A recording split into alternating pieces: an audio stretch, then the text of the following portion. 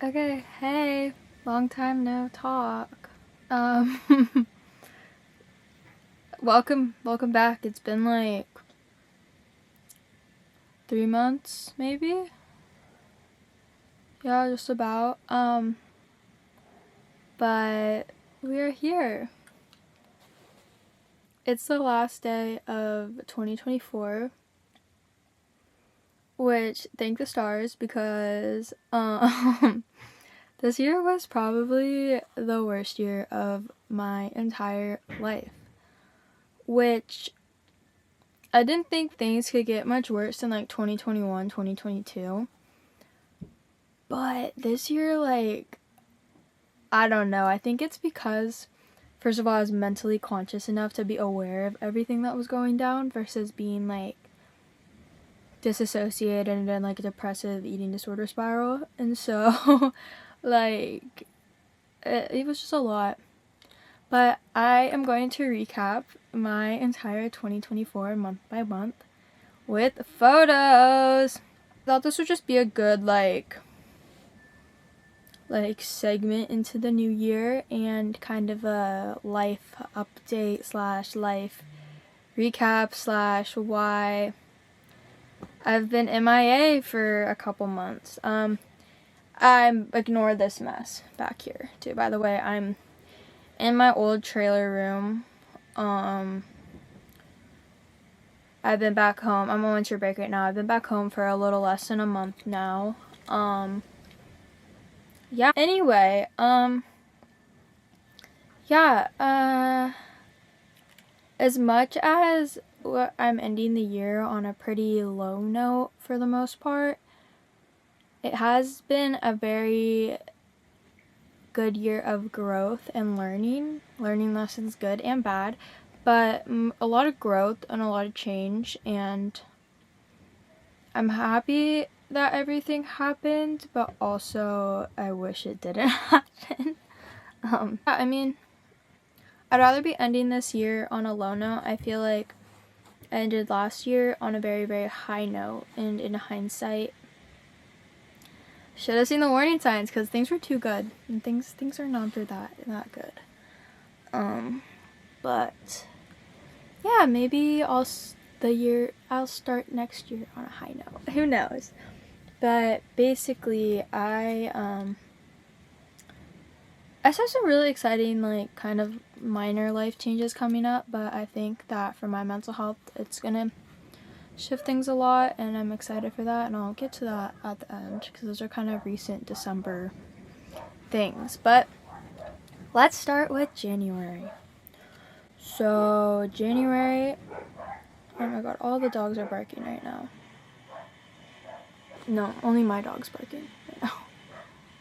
January, high, like top of the world. Was in a really good relationship. Moved out for the first time. Moved down to Orange County and started my first semester of art school. Was like kind of on top of the world with everything. Like I was like, this, like, life cannot get better than this. Yeah, art school was like a huge new thing. I didn't think I'd ever be able to move out. And yeah, it was good. I had my own space, my own zone. I was making my house a home.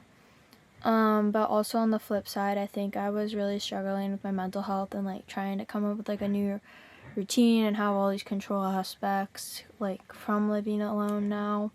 And my mom had just started chemo, and so it was just kind of like heavy stuff, but I felt really removed from a lot of the stuff going on at home because I was living down there, which made me not as present for it, which is something I definitely regret.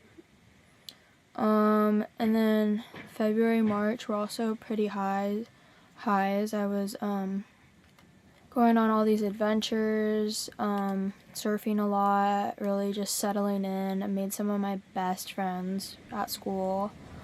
Yeah, and there was definitely moments of struggle and moments of, like, a lot of it was like I can't break routine.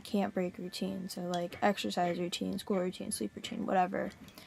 I felt like I was like scheduling out my life a lot. Like okay, like, you're gonna do this exercise in the morning, then you're gonna go to school, and then you do homework, and then it's boyfriend time, or like kind of like cutting out, like, time blocking everything. And I think that was really an underlying stressor in my life. April was pretty good for the most part. I think I started to get pretty burnt on school, and I was just kind of doing the same thing over and over again. But I was like, oh no, this is my new life, this is good. Started going to the beach a lot. It started to get warmer, and just kind of doing school and like making friends, and also like with my friends, like realizing that like these are like not situational friendships. Like, you can pick and choose who you're friends with in life. It's not like high school where you're just like all shoved in a class together. And so that was like a really cool realization, like adult friendships. Yeah, and then relationship was steady. Yeah, I think my mental health was like pretty stable, and I was like, oh, I feel so good right now, this is great. So in May, I decided to go to cold turkey off my Zoloft, which, don't do that. Like, please don't do that. Talk to your doctor before you make any changes. But went cold turkey off my meds. Started like to kind of burn out from school too around the same time. I was really struggling in a lot of my classes because they were very traditional, and my art's not the typical painting and drawing major type of art. And so like I was just having a really hard time with like the realism and like drawing in charcoal, and I was comparing myself to all my peers who were doing amazing, and I was just like, I don't deserve to be here, why am I even here, like no one gets my art. And with all that stress, my skin got really bad, so I started to get really bad hormonal acne, like all right here in my forehead. I started a new restaurant job in downtown Laguna Beach the same week as my finals. That was psychotic. So I like was cold turkey off the meds, new job, and first finals week at art school. That was insane. Yeah, May was tough. I cried on my birthday. I had a full-on breakdown because it was like my first birthday away from home. I wasn't with my family. Mental health was just kind of like slowly trickling down. Also towards the end of May, I got my bike, which was amazing and a game changer for so many things. So I got my bike, started cycling. The pictures from the beginning are so embarrassing because I just like was wearing like Lululemon biker shorts and some like exercise shirt, and my helmet, I had like the gnarliest helmet gap. All that is so bad. But I started riding, and then at the end of that month I started doing distance with my now ex-boyfriend. And that was kind of hard too because I think we were playing house for like half a year. Like, we were together like pretty much every single day. So I think that was a very abrupt thing, and I didn't have like a ton of friends who I was hanging out with. So I was like pretty alone after that. I spent the summer very lonely. I would ride my bike and I'd go to work and come home and wait for the days to be over. I also spent the days off just completely rotting at the beach, frying my skin. I wasn't wearing any sunscreen, so my acne just got so much worse. My skin was getting worse. I like was eating, I don't even know. I gained a lot of weight, and I don't really know why. I think it's a little bit of that like relationship weight and a little bit of like having weird eating habits, so my body was like clinging on to everything. So I gained weight. I was really uncomfortable in my skin, not only from the acne but also the weight gain. And then it was summer and it's hot as shit down there. I didn't realize like a beach town gets that hot. Like up here it stays pretty cold in the summer. But I like yeah, that was not a good just anything. Was insecure about my body, everything. And it got really crowded in the summer, so it was overwhelming amount of people in Laguna, and I was just like, I was going insane. July, I pretty much spent all of July out of Orange County. I came back home for the 4th because my town kind of pops off, which is kind of terrifying but also funny. Came back up for the 4th and was just like I remember the week I was up here, I was just crying about everything, and I was like super insecure about my relationship. I thought like he was gonna dump me out of nowhere, and I was like losing my mind about that. I was crying about my skin. I was crying about art school. I was like, I just don't have a purpose. I don't know what I'm doing. Just like very lost and hopeless and not good. And my parents were like, you need to go back on your meds. I'm like, no, I quit. Like, I'm not going back on them. And I also went and saw a dermatologist at the end, or the beginnings of July again. And I got prescribed a couple like topicals and an antibiotic for my skin. And then right after hiatus, I drove down, and then I flew to Chicago where my ex lives, and I was with him for like a week or so, and then his family and I went and watched the Tour de France, which was Tour de France, which is was incredible. That was like a peak moment of the year. That really solidified everything with cycling for me. Just being like there and in the ambiance of all of the people watching it and all the professional cyclists and all the teams and everything is incredible. The energy there is like indescribable, really. Like, I don't even know how to say it, but like watching like freaking like Tadej Pogačar and Jonas Vingegaard like battle it out like literally right in front of your face is crazy. And seeing just like I feel like where I grew up, cycling culture is very like a retirement activity. There's a lot of old people in my town, and it was always like, ew, like they're in those neon kits, and like their cyclists are mean. They yell at us for skateboarding in the bike lane, and so like seeing like girls my age like in these like super like sleek kits and like kicking ass of these crazy climbs to go watch is, I'm like, oh whoa, I want to do that. So that really like set in.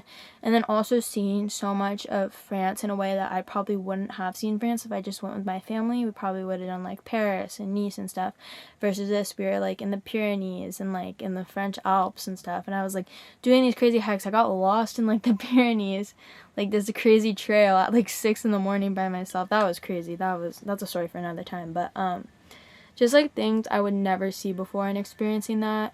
And also even experiencing like a bit of the Midwest. I'm not exactly the biggest fan. Someone maybe can convince me otherwise one day, but that was cool too, and just different. I just want to see everything, and so being able to experience all that was incredible. We camped in an RV for a couple of the stages of the tour, and we like followed it around. I have a whole video on that if you want to go watch it. I won't be watching that video for a very long time again, but you're more than welcome to go watch it. It's pretty cool. But yeah, so July was there. Felt pretty good, but also like was crashing out hardcore on that trip. My skin was horrible. And it hurt. Like, that was the other thing, is it hurt really bad. So I was in pain in my skin. I could sense my relationship kind of falling apart too, and I was like trying to communicate that with him.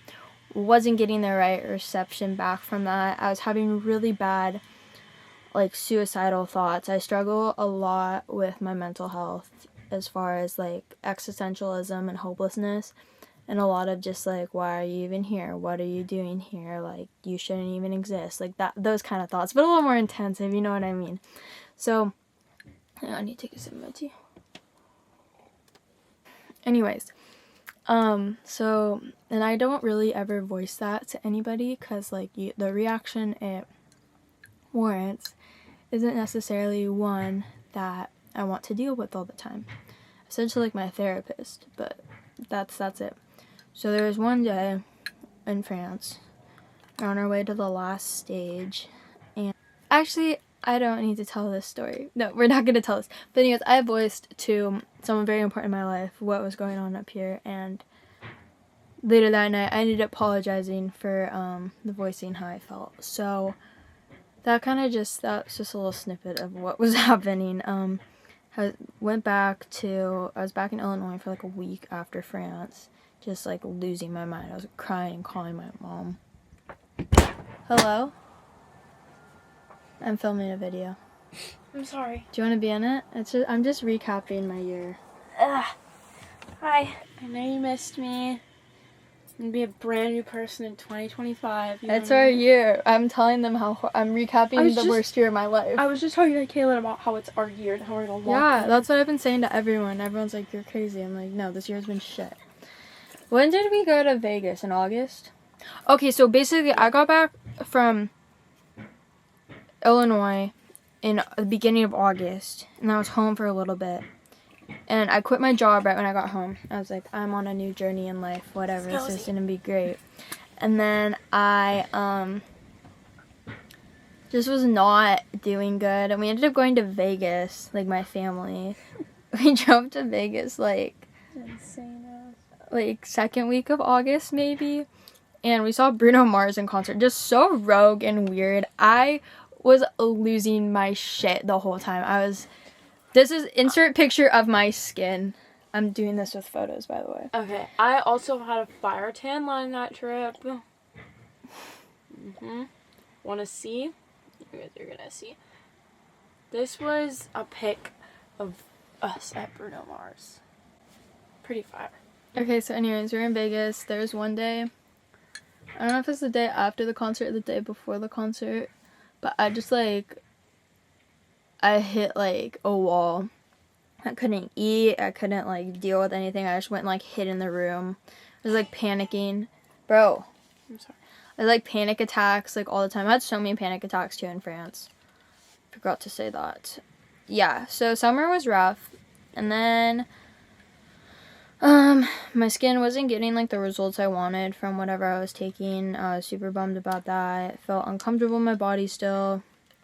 And then school started again, and that was okay. Or it was like the very beginnings of school in like September. And then the boyfriend came back to go to his school. He was also living in Orange County.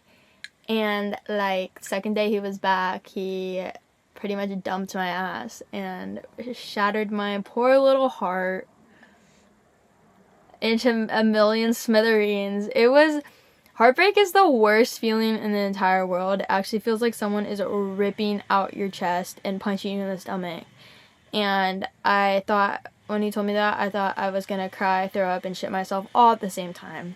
So that's really awesome. It was really out of nowhere, but also pretty predictable at the same time. There's a lot of stuff that went down that kind of made sense, like looking at it in hindsight, but it was very off guard in the moment, especially because the day before things were perfect and fine. But we're not holding on to that anymore. It's just very interesting to look back on. So yeah, got broken up with. I was a mess for a week. And then like a week later, we officially broke up. So that was like a weird limbo week, which I was a disaster. After that breakup, I didn't sleep for like a month. I lost a ton of weight. I like couldn't eat, couldn't really like function. The only thing I had was riding my bike, and I think my bike saved me. My bike actually like is my like coping strategy and therapy for so many things. But anyways, September happened, came and went. It was kind of a disaster blur. What's after September? October? Mm-hmm. Yeah, so September sucked. And then October, beginning of October, September, I got Ash. Oh my god, wait. Oh shit, I forgot about my dog. You forgot about your like thing that's barking outside. It almost like bit Caitlin. Good.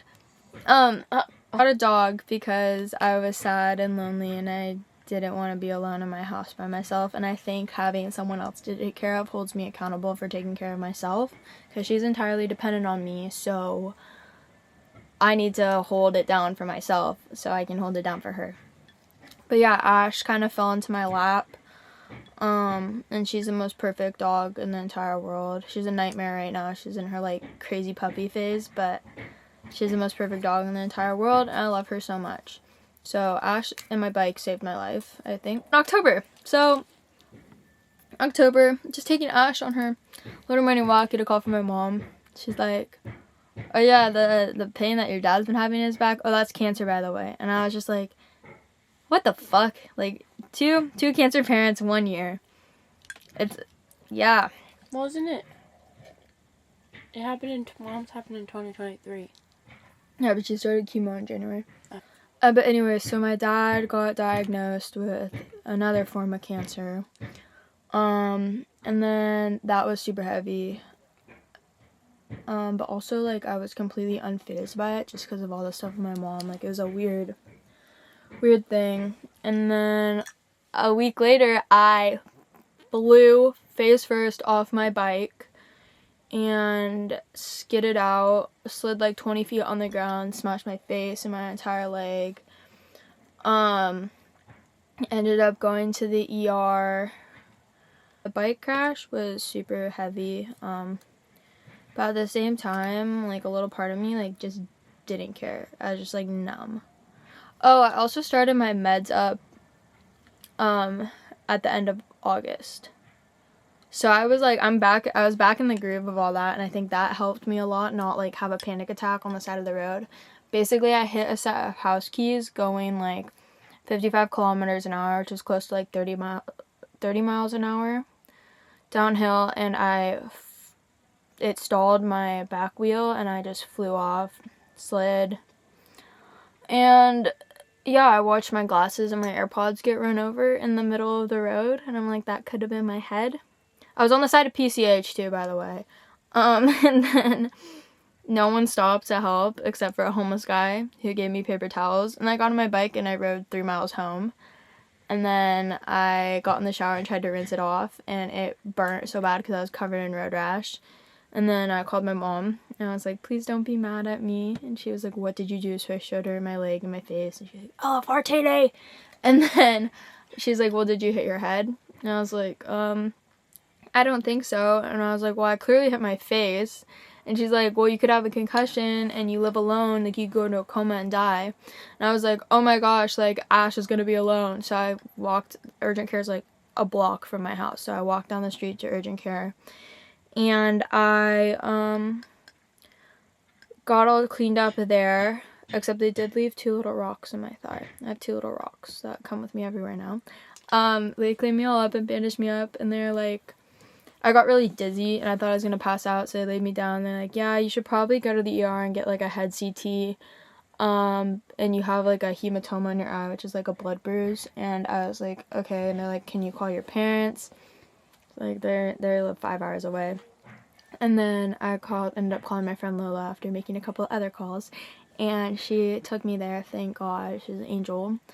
And then yeah, I was there. I got a CT, ultrasound, neck x-ray, and then a full, like, I guess that was a CT. And I got all the questions, like, are you okay at home? Like, who's living with you? All the stuff. Like, are you being hurt? And I'm like, no. But at that point, my face was, like, swollen out to here. My eye was already black and blowing up. Nothing ended up being broken. My bike was okay. Had all my teeth. Just have some nice, like, scars on my leg. And a little scar on my cheek. I had a black eye for, like, a couple weeks. And, like, a burst blood vessel in it. So it looked really gnarly. But I was back on the bike a week later, and that was that. I rode my first 100K, I think, beginning in November or late October, somewhere around there. I was visiting home a lot. Pretty much every other weekend. And then November kind of came and went. I mean, just dealing with more stuff with my dad and riding my bike a lot and just doing school, hanging out with my friends. I did like a post-Halloween thing with my friends, which was fun. It was kind of like a realization, like, wait, you have people here. This is so cool. And then, yeah, a lot of bike riding. I think that after the bike crash, too, it kind of taught me to chill out. I started sleeping more and just kind of listening to my body and taking things at like a slower pace. I like prioritizing rest was huge. Yeah, so just kind of learning to navigate all that. Also started to really hate Orange County in November. I mean, I was hating it kind of internally, but like outwardly expressing how much I hate it.